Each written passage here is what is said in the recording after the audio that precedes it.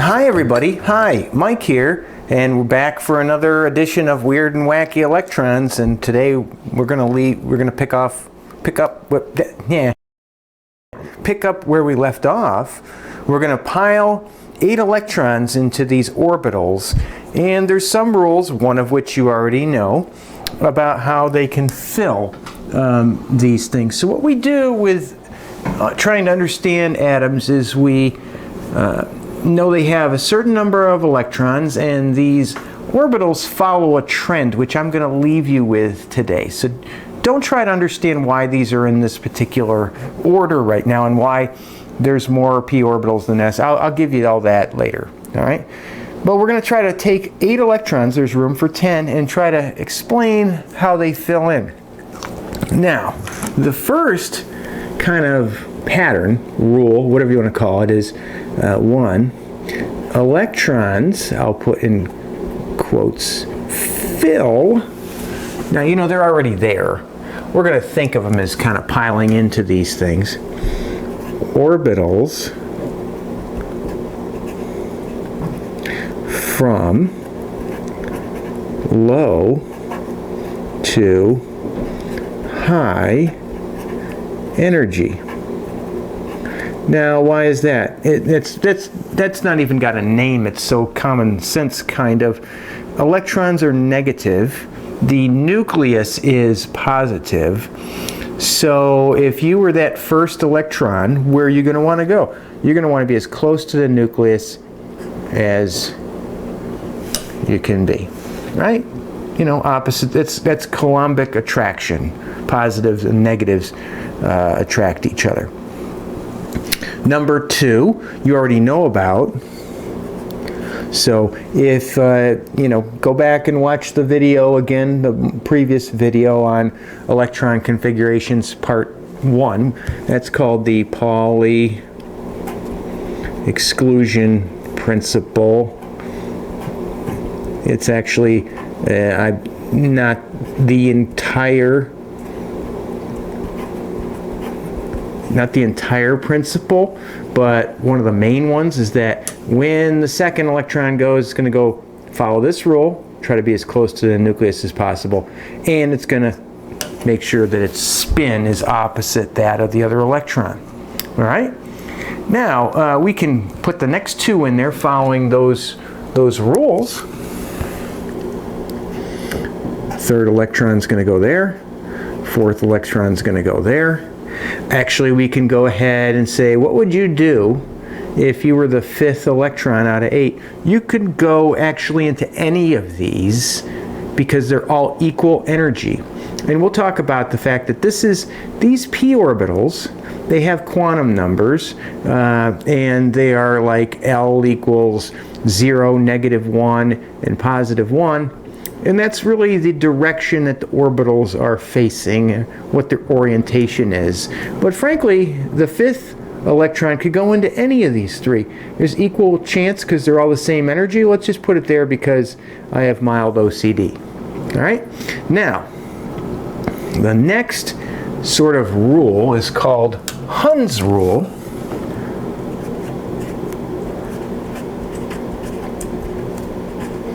Once again, named after somebody, as everything in science is. And that is,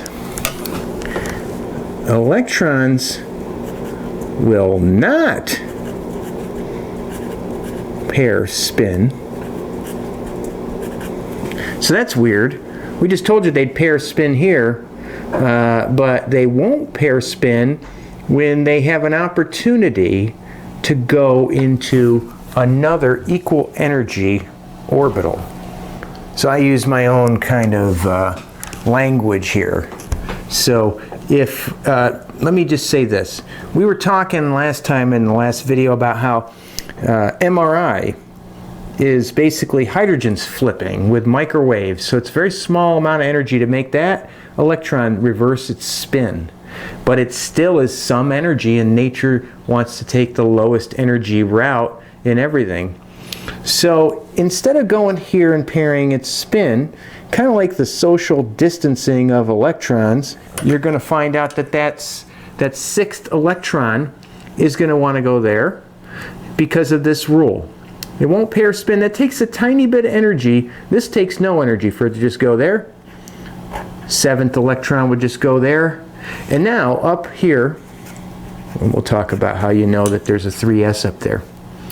Up there, there's a possibility for the 8th electron to either go there and follow this rule, or the one overriding rule would be that now the 8th electron's got to go into one of these 3 and pair spins. So these rules kind of have priority over each other. So Hund's rule is not as important as rule number 1. All right, so back to the last video, what we talked about. Oxygen, you guys tell me, is it para or diamagnetic? Well, there's 2 unpaired electrons. This is paramagnetic. And you could probably see all sorts of nice, kind of exciting pictures of oxygen hanging between 2 poles of a magnet because it's mildly magnetic. If it was a single oxygen, that's the thing they're not telling you. It's really O2, but that's a whole different story. All right. Now, how do I come up with the order of these orbitals? That's what we'll talk about next. But you know what? Let's take a little break and check on my tomato plants. I don't know if you guys know this, but there's a couple of them missing.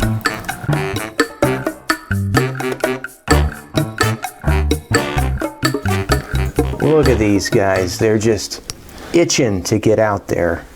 And, you know, maybe when the soil temperature... Hey, Mike, what? I was wondering if you could put me in the game, Coach. Put me in the game. I want to get out there. I want to get out there. Well, you know, the soil temperatures are... I don't care. I won't let you down, Coach. Come on, put me in. Put me in the game. How about, like, Saturday when the soil temperatures are a little... Okay, thanks. I won't let you down, I promise. Okay, folks. So here's the thing. There's subshells within a quantum level. And so that's how many orbitals. They have different numbers of orbitals. So an S subshell, as you saw in the previous example, has 1 orbital. And we would like write that. Or a box or a circle, whatever your style is. P has 3 orbitals, as you saw in the last example with 2p. D, and now don't worry about memorizing this. There's a really good friend to help you out. 5 orbitals, and so that would be 1, 2, 3, 4, 5. That would 2, 6, and 10 electrons. Now, let me just say this. What happens in the F, there's usually, we're not going to get that far most of the time. 1, 2, 3, 4, 5, 6, 7. So this would hold 2, 6, 10, and 14 electrons. And then you run out of possibilities because there's only so many elements. Now, here's why you don't have to memorize that. Does this look familiar to you? I bet you it does. Now look, you see there's blocks of the periodic table, and you will notice that's called the S block. These have their outermost electrons end in something S something. So the S, there you go. That's S orbitals are being filled. That's the last electrons to be filled. Remember these folks, the transition metals, you wonder why that's 10 elements wide? That's because these are the D block elements. P block, 6, right? 3 orbitals, 6 wide. And then you got this insert so the periodic table isn't crazy wide. That is 14 elements wide, and that's the F block. Well, most of the time we won't get down here because a lot of that stuff down there is phony baloney. It doesn't even exist in nature. Okay, here's how you can know what the order of filling of the orbitals is. Real quick memory trick that's not even that much memory. Okay, here's how you can know the order of filling orbitals. It turns out that every quantum level adds a subshell. Now listen, don't worry about the why. It just is. So it turns out that there's only one subshell in the quantum number 1s. And in the 2, there's a 2s and a 2p. And in the 3, there's a 3s and a 3p and a 3d. Let's go up to 4. That'll get us through our next example. 4 has an s and 4f. And they fill like this. 1s, then 2s, then 2p, 3s, then 3p, 4s, and 3d. Now this is where it gets a little weird. The 3d is lower energy than the 4p, so the subshells start to get intertangled. All right, so now if we just go through that diagonal order, remembering that an s has one orbital in it, we can say, okay, 1s, and then 2s, and then 2p, and then 3s, and so on, all the way through this. And now back to our example of oxygen.